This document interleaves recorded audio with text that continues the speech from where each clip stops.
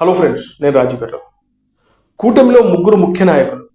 ఒకటి ముఖ్యమంత్రి నారా చంద్రబాబు నాయుడు గారు, రెండు జనసేన పార్టీ అధినేత డిప్యూటీ సీఎం పవన్ కళ్యాణ్ గారు, అదేవిధంగా చూస్తే నారా లోకేష్ గారు. అలాగే ఇంకా బీజేపీకి సంబంధించినటువంటి నాయకులు ఉన్నా కూడా ఈ ముగ్గురి హవానే ఎక్కువ కనబడుతుంది. అందులో పవన్ కళ్యాణ్ గారు తనకిచ్చినటువంటి బాధ్యతలు ఏవైతే ఉంటాయో, ఆయనకు సంబంధించిన శాఖలు ఏవైతే ఉంటాయో వాటిని అద్భుతంగా ఆయన ముందుకు తీసుకెళ్తున్నాడు. అంతేవిధంగా ఆయన పంచాయతీరాజ్ శాఖ కానీ, అటవీ శాఖ కానీ, అదేవిధంగా గ్రామీణ నీటి సరఫరాకు సంబంధించినటువంటి ఆ శాఖ కానీ చాలా అద్భుతంగా పనిచేస్తూ ఉంది. ముఖ్యంగా చాలా ఏళ్ల నుంచి కొన్ని కుగ్రామాలకు రోడ్లు లేవు, అలాంటి చోట కూడా రోడ్లు పడ్డాయి. అదేవిధంగా విద్యుత్ సౌకర్యాలు కూడా ఇప్పటి వరకు అందని కుగ్రామాలు, అదేవిధంగా తాండాలకు కూడా ఇవాళ పవన్ కళ్యాణ్ గారు వచ్చిన తర్వాత వాళ్ళ జీవితాల్లో వెలుగులు వచ్చాయి. జనసేన పార్టీ అధినేత నిర్వహిస్తున్నటువంటి శాఖలకు అవార్డులు కూడా వస్తున్నాయి. ఇక చూస్తే రెండో వ్యక్తి మనం నారా లోకేష్ గురించి మాట్లాడుకోవాలి. ఏ మాట కామాట ఆయన తమ శాఖతో పాటు పార్టీలో చాలా కీలకంగా వ్యవహరిస్తూ, ముఖ్యంగా నారా లోకేష్ గారు ఏదైనా విదేశాలకు పెడితే పెట్టుబడులు పట్టుకొస్తున్నాడు.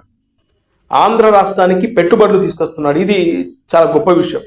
ఆయన ఎక్కడికన్నా వెళ్ళాడంటే పెట్టుబడులు గ్యారంటీ అనేది ఇవాళ వినబడతా ఉంది. అలా చూస్తే మన సౌత్ కొరియా వెళ్ళాడు, అక్కడి నుంచి పెట్టుబడులు తీసుకొచ్చాడు.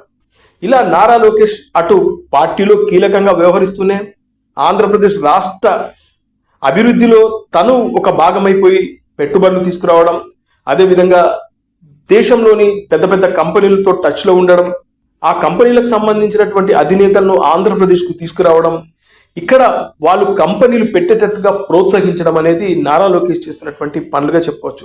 ముఖ్యంగా తెలుగుదేశం పార్టీకి సంబంధించినటువంటి ఎమ్మెల్యేలు కానీ, ఎంపీలు కానీ, ముఖ్యంగా వాళ్ళకి సంబంధించిన నాయకులు కానీ వీళ్ళందరితో ఆయన టచ్లో ఉంటూ ఎప్పటికప్పుడు వాళ్ళకు దిశానిర్దేశం చేస్తూనే రాష్ట్రం పట్ల, రాష్ట్ర అభివృద్ధి పట్ల ఆయన చాలా డెడికేటెడ్గా కమిట్మెంట్తో పనిచేస్తున్నాడు అనేది ఇది కాదని లేని సత్యం.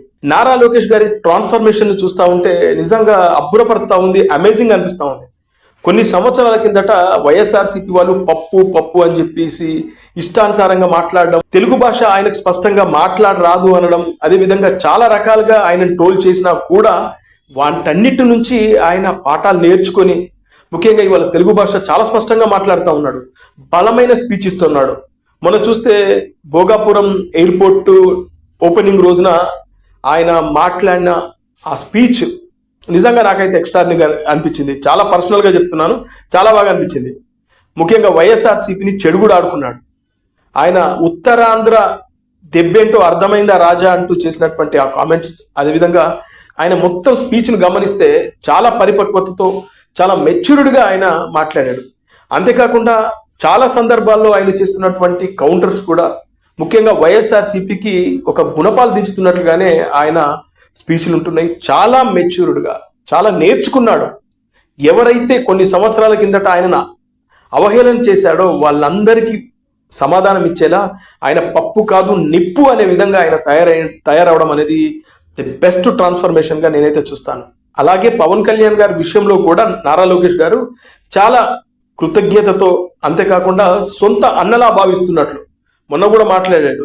మీ అందరికీ ఉస్తాద్ భగత్ సింగ్, నాకు మాత్రం నా అన్న అంటూ ఆయన మాట్లాడడం, అదేవిధంగా చాలా సందర్భాల్లో మా అన్న పవన్ కళ్యాణ్ అని చెప్పి పవన్ కళ్యాణ్ గారి మనసు గెలుచుకునే ప్రయత్నం చేస్తున్నాడు. ముఖ్యంగా జనసేన పార్టీకి సంబంధించిన కార్యకర్తల నాయకులు కూడా నారా లోకేష్ విషయంలో చాలా చాలా పాజిటివ్ ఉన్నారు. కానీ వైఎస్ఆర్సీపీ వాళ్ళు ఏం చేస్తున్నారంటే, పవన్ కళ్యాణ్ గారు ఏం చేస్తున్నారు, ఎక్కడికి వెళ్తున్నారు, ఏంటి, ఆయన పైన నిఘా నేత్రం పెట్టాడు, ఆయన ఒక ఇంటెలిజెన్స్ టీమును పెట్టి పవన్ కళ్యాణ్ వ్యవహారాలను ఎప్పటికప్పుడు అడిగి తెలుసుకుంటున్నాడు అనే గాసిప్లు క్రియేట్ చేస్తూ కూటమిని విచ్ఛిన్నం చేసేందుకు, కూటమిని విడగొట్టేందుకు, ముఖ్యంగా నారా లోకేష్ పవన్ కళ్యాణ్ గారి మధ్యన ఒక గ్యాప్ క్రియేట్ చేసే ప్రయత్నాలు విపరీతంగా చేస్తున్నారు వైఎస్ఆర్సీపీ వాళ్ళు. కానీ ఇంటర్నల్గా మనకు తెలిసిన సమాచారం ప్రకారం నారా లోకేష్ మనస్తత్వం అలాంటిది కానే కాదు.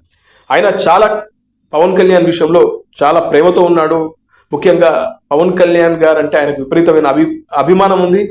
ఈ రెండు పార్టీలు, ముఖ్యంగా బీజేపీతో పాటు 3 పార్టీలు కలిసి వచ్చే ఎన్నికలకు వెళ్ళాలనే ఒక దృఢ సంకల్పంతో నారా లోకేష్ గారు కానీ, అదేవిధంగా చంద్రబాబు నాయుడు గారు, ఇటువైపు చూస్తే పవన్ కళ్యాణ్ గారు, అటు మోడీ గారు కూడా అదే కమిట్మెంట్తో ఉన్నారు. కాబట్టి వచ్చే ఎన్నికల్లో కూడా మళ్ళీ వీళ్ళే కలిసికట్టుగా వెళ్తారు. కానీ ఇప్పుడు మాత్రం బయట సోషల్ మీడియాలో వినబడుతున్న మాట కానీ, అదేవిధంగా ఇంటర్నల్గా రెండు అటు తెలుగుదేశం కానీ ఇటు జనసేన వర్గాల్లో వినబడుతుంది ఏంటంటే ఆంధ్రప్రదేశ్ అభివృద్ధిలో రెండు కళ్ళులుగా వీళ్ళిద్దరు పనిచేస్తున్నారు, పవన్ కళ్యాణ్ గారు ఇటు నారా లోకేష్ గారు.